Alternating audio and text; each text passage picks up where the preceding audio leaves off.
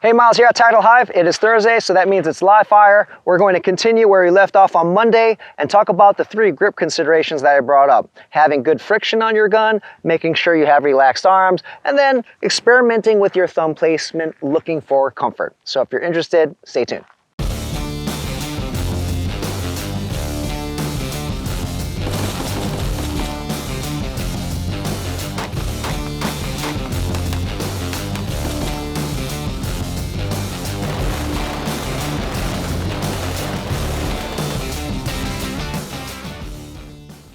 Welcome back. For today's live fire session, you can be shooting any targets you want. I'm not going to dictate a certain setup, and I'm not going to even have to show you targets that I'm shooting today because the concentration or the focus should be on the grip and my arms. And I'm going to highlight certain things. One of the points I talked about on Monday was having good friction. And one of the reasons is so that the gun doesn't move within your hands. Using live ammo, I can now show you what I mean, and we can correct it. And once we correct it, remember that feeling, remember how it looks, and then take that feeling to dry fire and mimic it. So I'm going to load and make ready, and we're going to focus on friction first. If you're new to the series, we've covered a lot of videos on grip. Just look back to the playlist below, and you'll find all of the videos. And I highly recommend, if you're new to the series, watch everything, because we have added little things that build on top of one another, and if you watch all the videos, everything else will make more sense and probably click better. So what I'm going to do is highlight how to incorrectly hold your gun here. So this is how it looks like if you do not have good friction on your gun. This could happen from the firing hand, the support hand, but notice I'm going to hold this lightly, or maybe I hold it nice and tight in certain areas, but I'm putting the pressure in the wrong areas and I don't have maximum friction. I want you to notice how my hands are going to stay roughly here, but the gun is going to move within my hands. Take a look at this. Notice how the gun and my hands are 2 separate units. They don't seem like one unit. Now, if I have a good grip and good friction here, notice how the gun and the hands are going to move together. I'm going to show you incorrectly again. Notice how the gun flips up, and then you could even notice how the gun will slide within, because you'll see that the trigger guard leaves my fingers, as well as this just pivoting in my hands rather than taking my hand with it. Okay, so here's this incorrectly again. See how it just flips up? It's moving inside. Now, good friction. Okay. So when you do the live fire sessions, it's just like the dry fire. You are going to pick your drill, but the focus will be before, during, and after. You're going to check, do I have good friction? Is the gun moving within my hand? If it isn't, you need to remember that feeling, and you're going to take that with you to dry fire. So in terms of what to do for this drill, you can pick whatever targets you want, however many shots, but focus on friction. The second point we discussed on Monday was having relaxed arms. We already talked about why it's important. And during live fire, it's going to be really simple to work on this because it's more of the mindset. It's more of you mentally focusing on it. And the check is going to be very easy as well. What do I mean by that? You can pick any drill that you want, just like when we were talking about friction. Then before, you're going to focus on having relaxed arm. During, you're going to focus on having relaxed arms. And then after, you're going to do a check. So you might pick 2 shots from the draw. I'm just going to do it from the ready position here. And I'm going to talk this one through. You might go to yourself, okay, I want to keep my arms relaxed. My grip tension is going to be there, just like the first point. I need good friction. I need good grip tension. I'm going to present my gun out, but keep my arms really relaxed. I'm going to take 2 shots. And from there, you're going to remove your finger from the trigger. Then the check is going to be this. You're going to keep your tension on whichever arm you choose. Most of you are going to start off with your firing hand. You're going to keep that tension, release your support hand, and I want you to push down on areas of your arm to see if you're completely tense or not.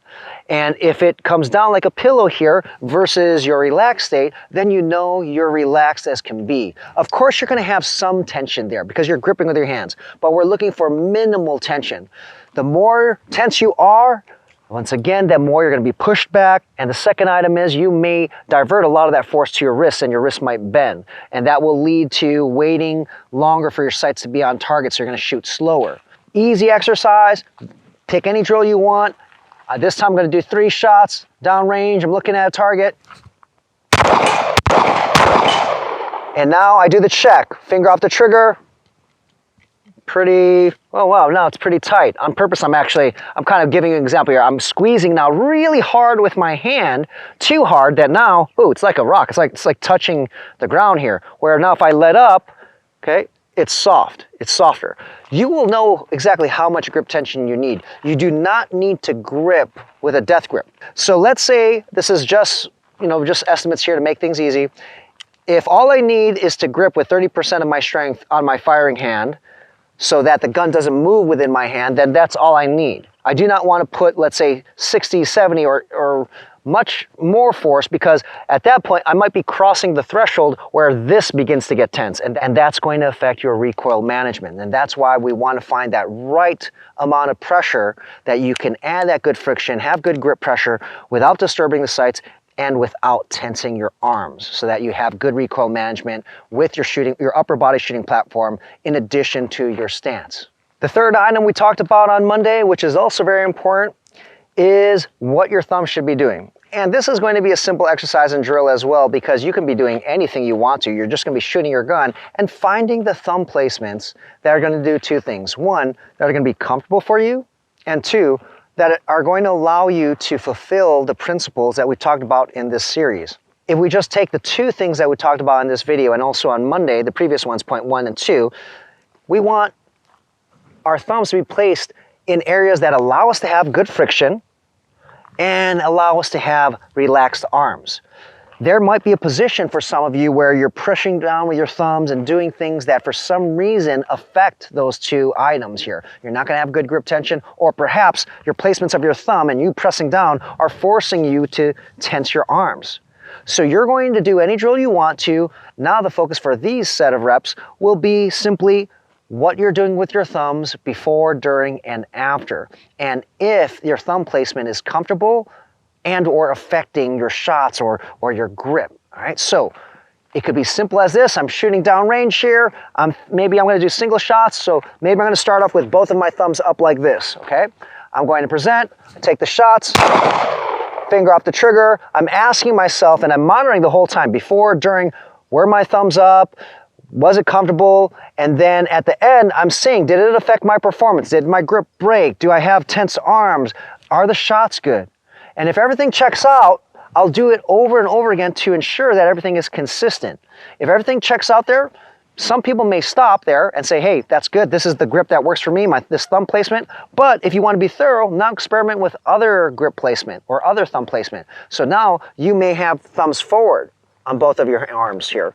So now I might do this. Okay, so I'm going to tell myself, all right, I want both of my thumbs forward for these reps here. And I'm going to take just 2 shots. And I'm going to make sure both of my thumbs are facing forward the whole time, during, and then after I'll do my check.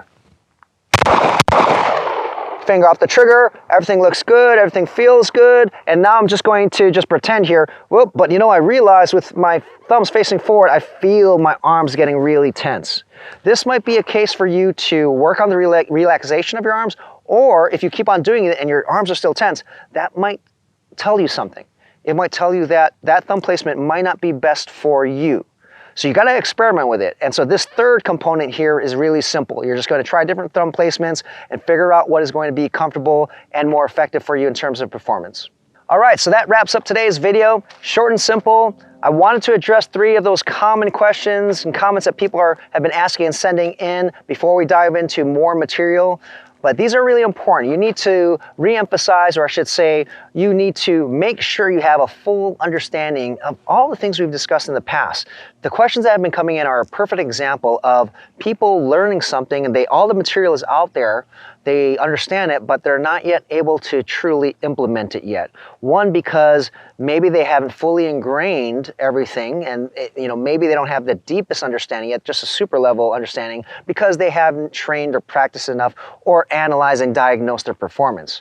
So this is more of a break in the series, addressing those 3 points that I know some of you probably have as well. It's not just the people who sent in those questions. So if you're, don't be shy. If you do have questions or, things are not working out, let us know in the comments below, because we can address those in video. And if you like the series, the videos that we've been putting out, make sure to give us a thumbs up, and don't forget to subscribe, because we have a video every single day and you don't want to miss out.